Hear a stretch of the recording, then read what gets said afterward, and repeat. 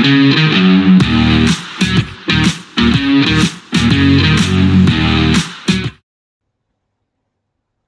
welcome back to the SuperCoach Nuffs channel. In this video we're going to do a team update for our NRL Fantasy squad. So it's been about a month since the game was released, and initially just put together a team real quickly, not too much thought behind it. Got a bit of mixed feedback, which I totally respect, but I guess since then have had a bit more time to think about it, and essentially, I guess what I'm going to present is a bit more of an updated squad, a bit closer to what I think it'll look like for round one. So we'll kick off. We'll go the starting 13 first, and then the bench. So I've got Harry Grant still as my starting hooker. I think it's just one to set and forget as the hooker for a lot of the season. I know I've talked a bit about Marshall King in other forums. I think ultimately I'd like to have both of them in the side.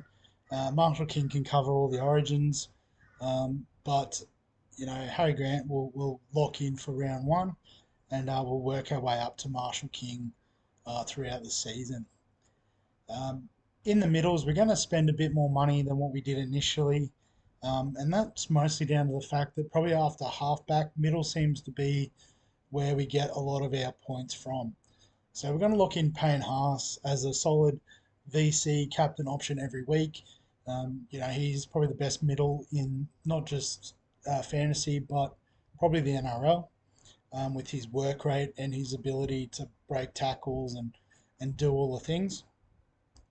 We're also going to bring in Cam Murray, who, despite being 787k, that probably represents a bit of value given his slow start to last season, meaning his season average is probably a bit below where it could be. So to get a keeper at below 800k, I think is a really good option. And the third middle, which is a fair way down the list given his price, is Joshy Curran. So 501k, offers dual position flexibility, which is also nice for our team. And essentially, we expect him to definitely increase in price and probably be another keeper in our middle rotation. So onto the edges. If I click on edge, would be a good start. And I've forgotten the price point of the first player. It's not ideal. I'll just quickly refer to my notes. I can't even read. 300, that's why I've gone straight past him. But Brendan Piacora at less than 400k, expected to sort of take Kurt Capewell's role, which would suggest close to 80 minutes on the edge. That represents really good value. And the other edge we've gone with since he's made the move across to the Storm is Sean Bloor. So if he can get that spot on the left edge outside of Cam Munster, I think his price, there's a lot of scope for growth in his value and output as well. In the halves, we're still going with Nathan Cleary as our locked-in BCC option. Predicted him to be the highest scorer this season, so set and forget. And I guess with some of the reshuffling and some of the other players that we've been able to pick, we've actually got enough money to lock in Mitchell Moses as our second half. So Moses is one I tend to overlook due to a bit of inconsistency, but I think in the fantasy format it suits his game more as the dominant half, most of the kick meters, as well as, enough attacking stats to sort of supplement his average. Well, obviously we'd love to get Nico Hines in eventually at 1 million. I have talked about that I think Nico's average will dip, his scoring will dip based on previous interactions with Braden Trindle in the team. So I'm hoping that it's not a big bridge to jump from Moses up to Hines, after the first initial sort of half a dozen games, particularly I guess after the Sharks bye, which I think is round 5. But not locking in any trades, I think, that's just the play is to lock in a decent scorer until we can get the best. I guess one of the areas where we're looking for bargains is in the centre spot. So we're hoping that Iro gets a start at the Sharks and Ethan Strange gets the nod at the Raiders. Obviously, if this doesn't eventuate, we will have to spend a bit more cash. Maybe another cheapie comes up. We really don't know. But again, we're pre-season. We haven't even had the first round of trials. So, there's a bit of good chat about these blokes. And if they got a run, we would absolutely lock them in. Wing fullback, we are chasing a bit of value. So kicking off with, I guess, a very popular value option in Ryan Pappenhausen. Sounds like he will be good for round one. Um, the team set up in the role and the likes of Fa'alongo in the wings might sort of, change his role slightly. But you'd imagine if he's fit and firing, he'll play fullback and we know what he's capable of back there. Another one who sounds like they're going to get a nice role this season is Jaden Campbell. So it looks like AJ Brimson is moving into the centres to free up, I guess, a fullback spot, ideally for Jaden Campbell. It could also be Kinney, the other young sort of fullback prospect there at the Titans. And obviously, if he did get the nod over Campbell, it'll be a nice straight swap. Would even free up a bit more cash. I'll just search Kinney. Yeah, so at 279, that'd obviously make us 180k. But, we can still afford Jaden Campbell in this draft. So we'll keep him locked in. And then the third winger fullback, and I guess more specifically fullback, is Blake Taff. So the word is that he's training at fullback for the Dogs. Pretty contentious position about who plays. But if we can get him at 330k as the starting fullback, I think he is going to be a lock in most people's sides. Has runs on the board doing it at South, admittedly only deputising for Mitchell, and his low price point is purely based on the amount of games he'd come on as a bench utility and just play like 10, 15 minutes at the end of games. So that's the starting 13. On the bench, and I'll try to go by positions, it's probably the easiest way. But we're going to put Brendan Hands in. So a bit cheaper than Jaden Brayley in this format, and Brad Arthur's gone on record as saying he wants an 80-minute hooker in his side. So I think Lussick might be a little bit more expensive from memory. Yeah, 459k. So we are hoping for Hands, partly for the price, but also the dual position could come in really handy. Being able to slot him in the halves or hooker as we need to. 80-minute hooker, we could easily pinch hit him in with Nathan Cleary on a bye in round 6, I think it is. So that could work out really nicely. Middles. So the middle cheapy option that we've got is further down the list, a fair way down the list. Talis Duncan. So listed as a middle, but sounds like he's going to get an edge spot at the Rabbitohs, which would obviously open him up for dual position. So having him and Curran that we can flick between middle and edge would be super handy. So we've got him there for the time being. After that, again, I'm going to refer to my lists. Bit of a punt, I suppose, but if we go to edge, gonna have Josh Schuster there for the time being. Famously a low work rate previously, but it sounds like that they are priming him to take that left edge spot full time. With Luke Brooks coming to the club, it could actually make his job a bit easier, not having to do a lot of organisational sort of work. So it could really sort of clear up his role of just being that hard edge ball runner, capable of, putting on plays a bit like a Wade Graham, I suppose, would be the prototype for Schuster to aim for.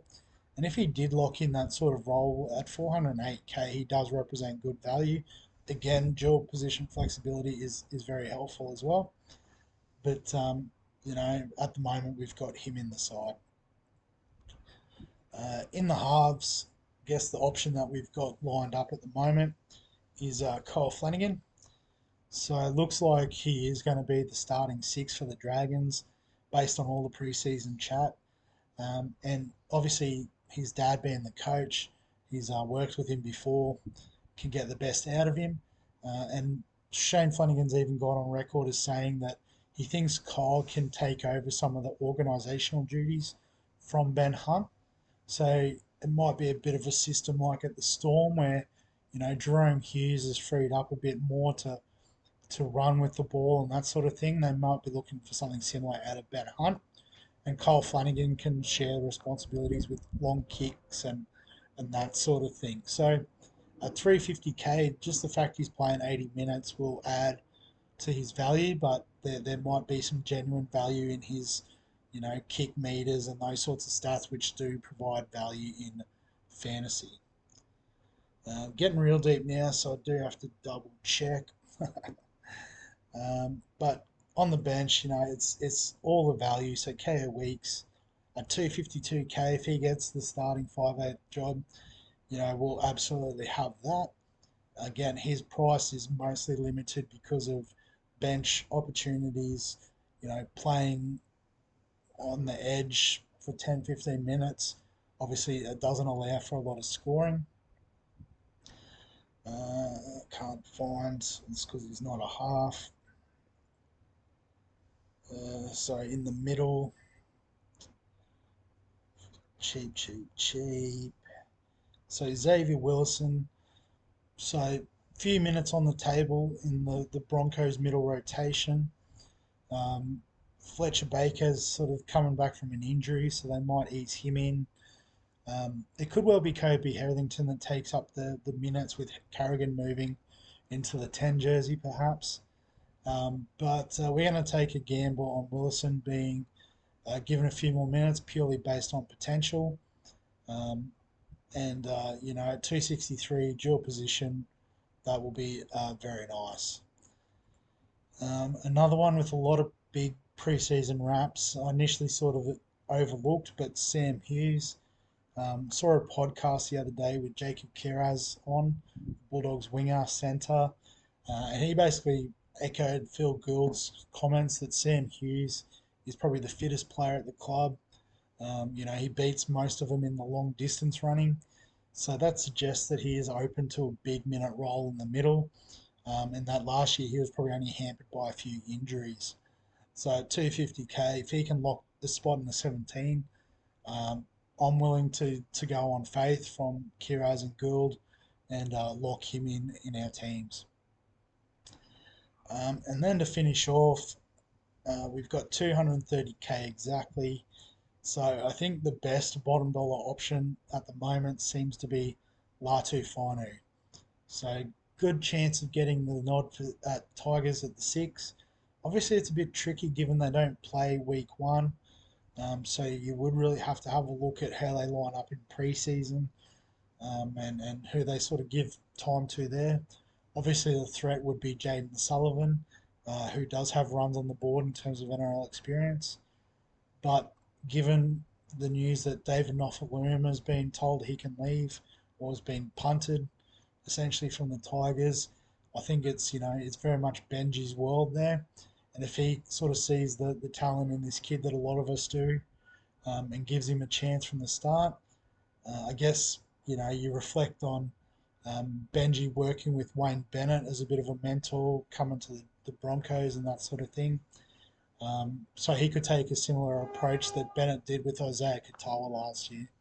And a bit of trial by fire, but looking, long term that he is going to be in the halves at the club for a very long time. So as you can see, exactly $10 million spent. So, we are heavily relying on Iro and Strange to start. And, I guess some of these bench players' roles to eventuate the way we plan.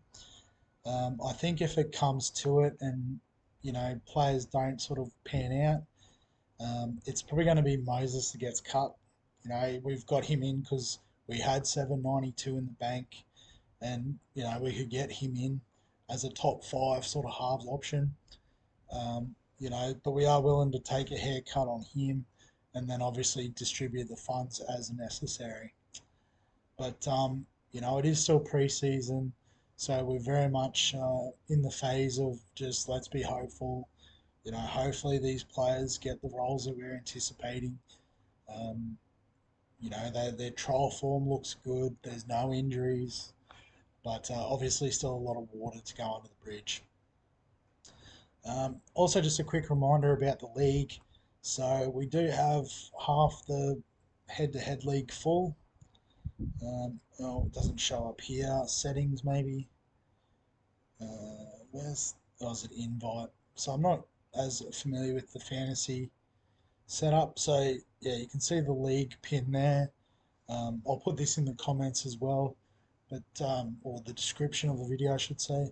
But R4434A57. But I will copy that link for the description and get that in there. So if you want to join us, there is still plenty of space. Um, SuperCoach is open also. I won't put the league stuff in here. We'll try to keep fantasy NRL separate.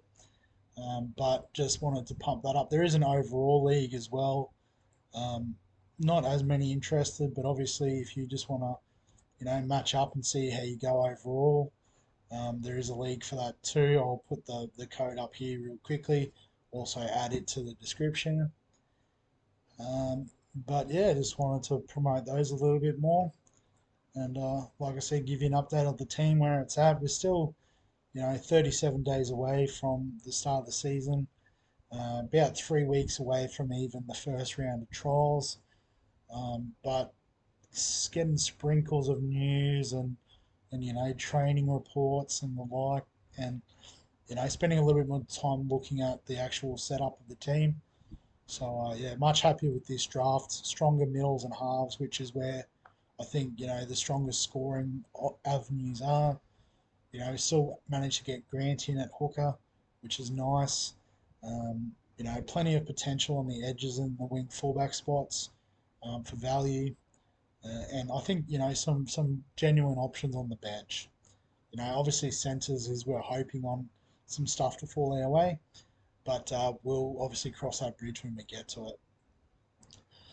But as always, if you've got any thoughts or comments or questions about anything NRL fantasy, feel free to add them below this video. If you do enjoy the NRL fantasy content, give the video a like.